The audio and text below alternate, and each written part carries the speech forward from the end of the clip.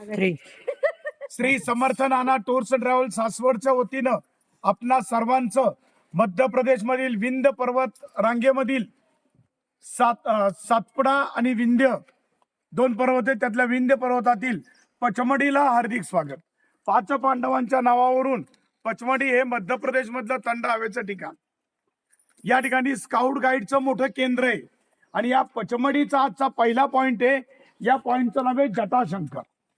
ह्या जटाशंकर या पॉइंटचं नाव पडायचं कारण असं आहे की तुम्ही भस्मासूर नावाच्या राक्षसाबद्दल ऐकलंय. भस्मासुरानं शंकराची प्रार्थना केली की भगवाना मला प्रसन्न हो, आणि खूप तपश्चर्या केल्यावर भगवान शंकर त्याच्यावर प्रसन्न झाला आणि तो भोळा शंकर म्हटला, बोल तुला काय वर पाहिजे.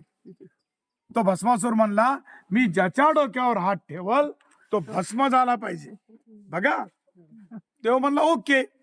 आणि मग काय, भस्मासूर पहिला शंकराच्याच मागे लागला, शंकराच्या डोक्यावर. कारण शंकर देवांचा देव, महादेव, तो फिनिश आपण डॉन.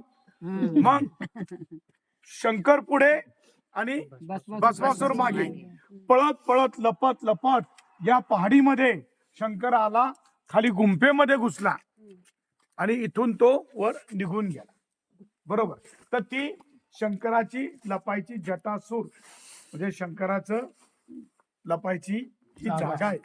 तर ह्या विंध्य पर्वत मधला हा जो पचमढीचा एरिया आहे हा भौगोलिक विविधतेनं बनलेला आहे. हे तुम्ही सगळे पर्वताचे आकार पाहता का?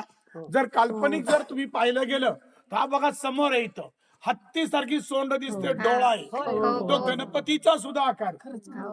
पुढे गेल्यानंतर तुम्हाला नागाचा फणा दिसेल, पुढे गेल्यानंतर वाघाचं एक असं काल्पनिक म्हणजे ते तसे आकार झाले. आणि पुढे गेल्यानंतर शंकराच्या दोन मूर्ती आहेत, शिवलिंग आहेत, दोन पाण्याचे काय म्हणतो आपण त्याला, कुंड आहेत. असं म्हणतात, एक गरम पाण्याचं एक गार पाण्याचं. आणि या पर्वत रांगेमधलं हा सुंदर पॉइंट आहे आणि हा पॉइंट पाहायला आपल्याला खाली खाली जायचं आहे. ऐका,